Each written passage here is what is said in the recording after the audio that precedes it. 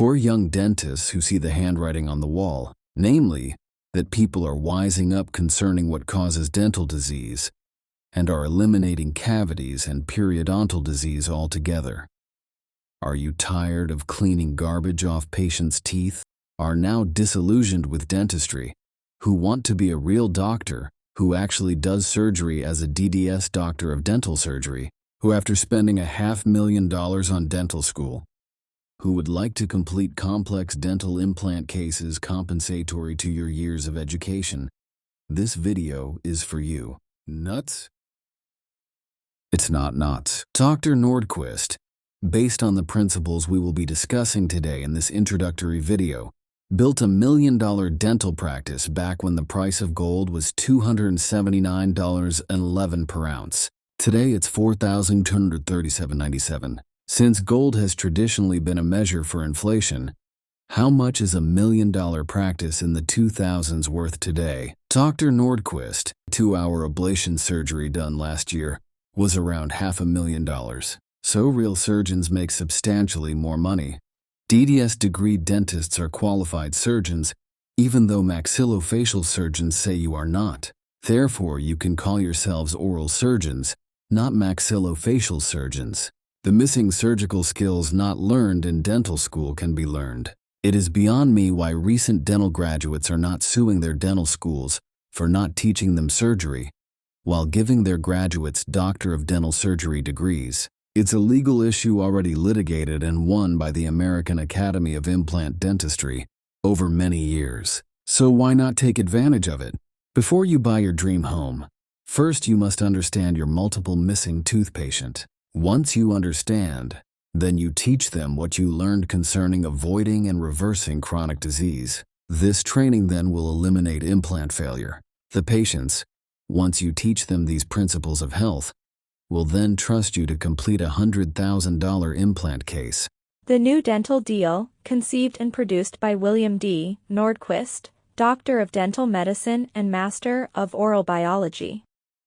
Dentistry has drastically changed over the years for the betterment of patients who took advantage of the new findings in fluoride and gum disease dental research that took place in the 60s and 70s. It's good for patients, but not for dentistry. Dr. Nordquist made 3 changes in his dental practice over the early years of his practice. 1. He purchased a high-powered microscope to diagnose periodontal disease by looking at the patient's bacteria to determine an effective treatment plan that would eliminate periodontal disease. When you eliminate periodontal disease, you also eliminate cavities. 2. He formulated a program called Lifeguard Your Health. This program required his patients to follow strict oral hygiene procedures, including purchasing a water irrigator, such as the HydroFloss and Water Pick, to reduce the bacterial populations around the teeth. Also, diet concerns were addressed. And 3, he purchased a CAT scan unit that could diagnose infections under the teeth. By dealing with the cause of dental disease and eliminating it altogether, his patients trusted him to complete complex implant dentistry procedures. He made his money treating the worst of the worst no-bone dental patients. By dealing with the cause of dental disease, the patients could be assured that their implants would not fail similarly as their teeth failed. This patient had fibromyalgia, and of course we found spirochetes, and this you have to look very carefully. Right in the center of the slide there's a spirochete that's waving back and forth. And this lady, after we treated her, actually her symptoms did improve. Now looking at the very top left, you see this snaking spirochete coming down. We think that the ones that snake like that seem to be the more dangerous spirochetes. No matter where you look in the body, you find these little cyst forms. This is another phagocyte. And within the cytoplasm, you see quite a few of these little cyst-like or spore-like forms within the cytoplasm of this immune cell. And you notice that there are red blood corpuscles right next to it. So we find these, this one came from the gingival sulcus that had red blood cells in it, but we also find these actually in a bloodstream as well. Dr. Nordquist began preventing most cavities and gum disease by the late 1980s. He learned from a highly respected implant dentistry colleague, Dr. Louis Naaman, from Mobile, Alabama, how to prevent implant failure by using dental irrigators, also known as a water pick. It worked so well in preventing dental implant failure that Dr. Nordquist began using it on his general dentistry patients. As a result, by 1992, Dr. Nordquist could practice implant dentistry full-time and take care of his general dentistry patients concurrently.